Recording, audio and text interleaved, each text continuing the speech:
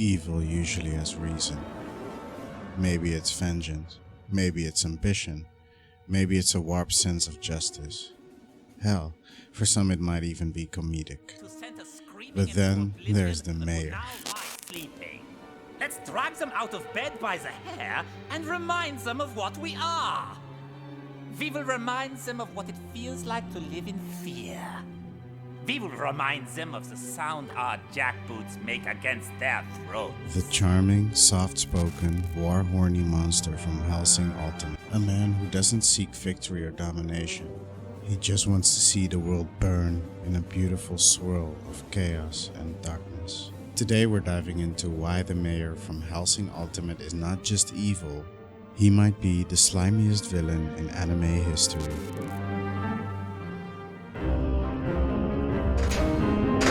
I have brought you all back just as I promised I would. Back to our favorite back to our beloved war. The mayor, leader of Millennium, is the architect of Hellsing Ultimate's apocalypse. A former Nazi officer who escaped to South America after World War II, he spent decades after building a vampire army. The Letzte Battalion, with one purpose: to start another war. Not to win, not to prove anything, just to fight. But the mayor wasn't always the top dog. Yes, even the likes of him can get clipped.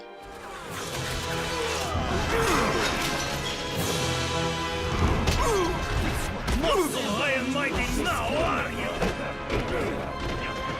Then I'll join your tools in hell.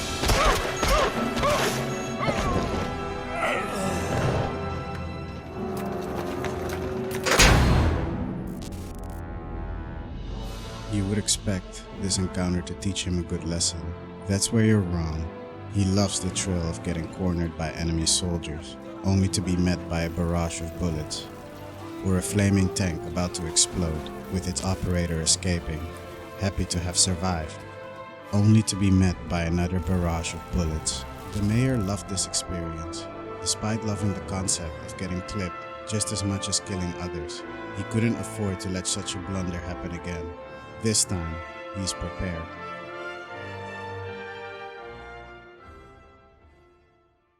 If you like this type of content, please don't forget to like and subscribe. Help me climb the endless abyss called the YouTube algorithm. Now, to get back to business. Even as the mayor's own lieutenant gets viciously devoured, he does nothing but watch and salutes her for her long service. No matter how many stones you cast upon the water's surface, no matter how many times you stomp your boots upon the creeping shadows, they will never submit to your will. That is the river of death. In the fourth OVA of Hellsing Ultimate, the mayor gives his infamous speech, one of the most memorable moments in anime history. I love war. I love holocausts. I love blitzkriegs. I love defensive lines. I love sieges, charges. I love mop-up operations and retreats. Wars across prairies, in streets, in trenches, in grasslands, in frozen tundras, through deserts, on the sea, in the air. I love every act of war that can occur upon this earth. I love blasting the enemy to smithereens with artillery salvos that thunder across the lines of battle. My heart leaps with joy whenever a soldier is tossed high into the air and cut to pieces by well-placed sniper rounds. And there is nothing like a tank operator using a Tiger Oct to destroy enemy tanks. It moves me deep within my heart to watch a fresh recruit stabbing over and over into the bloated chest of a long-dead enemy. The sight of deserters being strung up from a street lamp is an irresistible pleasure. Once there is nothing more arousing than the sounds made by prisoners of war dropping like flies, screaming in agony as they're mowed down by ear-piercing schmeizers.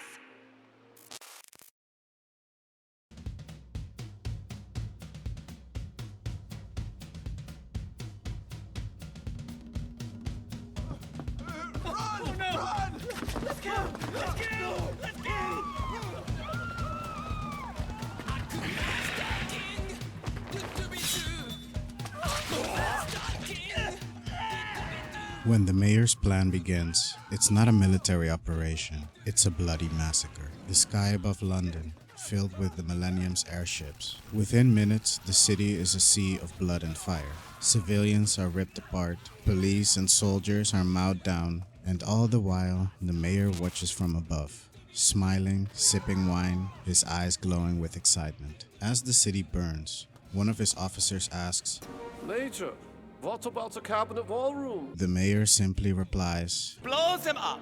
They're awful. Don't leave the slightest hint they ever existed. That single line says it all. He is not driven by hate or vengeance. This man is driven by the aesthetic of chaos itself. What shall we do about Trafalgar Square, Major? Destroy it. Topple Nelson's column. The Tower of London, the British Museum, the British Library. Destroy them all. Unlike most villains, he doesn't care about winning. His entire purpose is to create war, to bask in the horror of it. The mayor is war personified, not as politics or ideology, but as an art form of suffering. The mayor's true evil shines brightest in his final confrontation with Alucard. I am unstoppable. I am unstoppable. I can never lose. Not ever. Who is also referred to as the Bird of Hermes in every episode's opening. He knows Alucard is a godlike monster, the literal embodiment of death.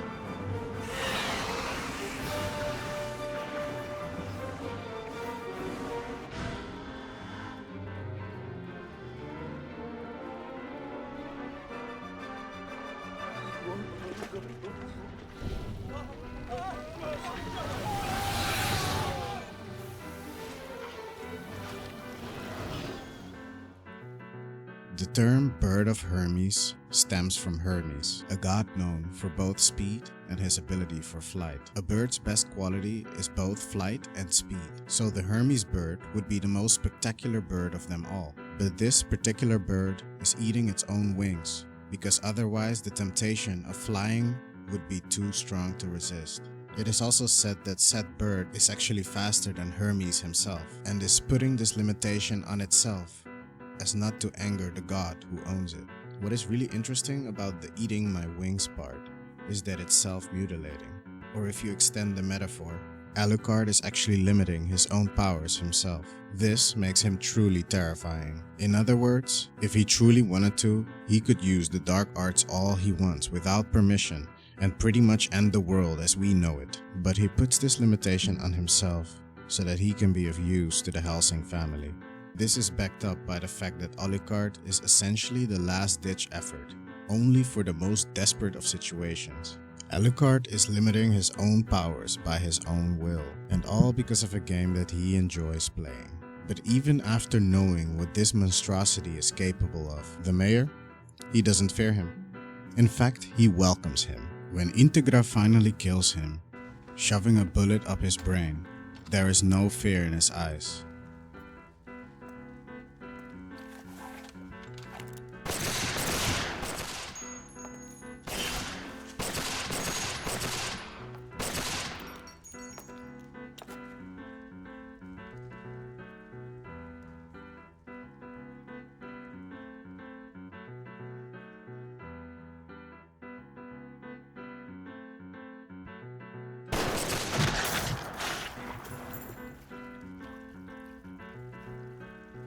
Instead, a bright smile of happiness and satisfaction.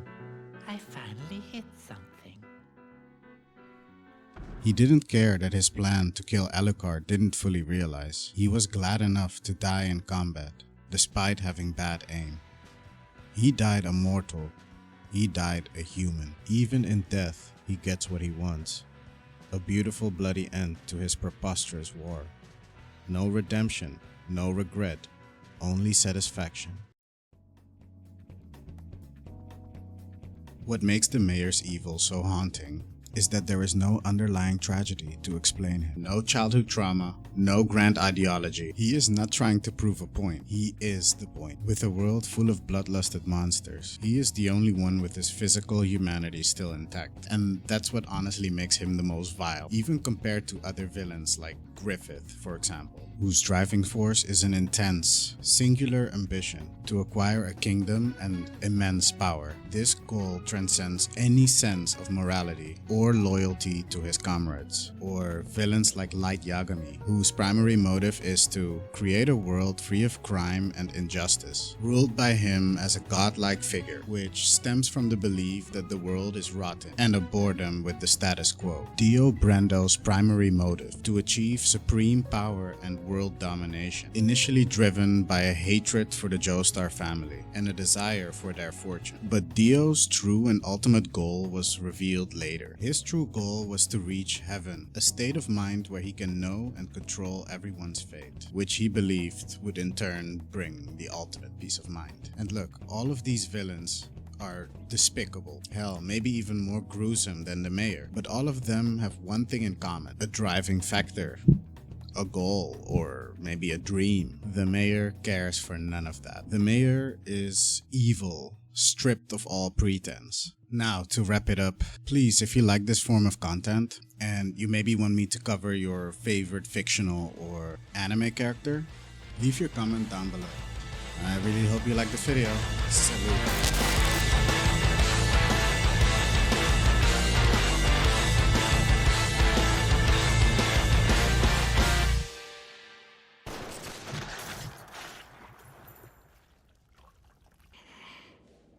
I finally hit something.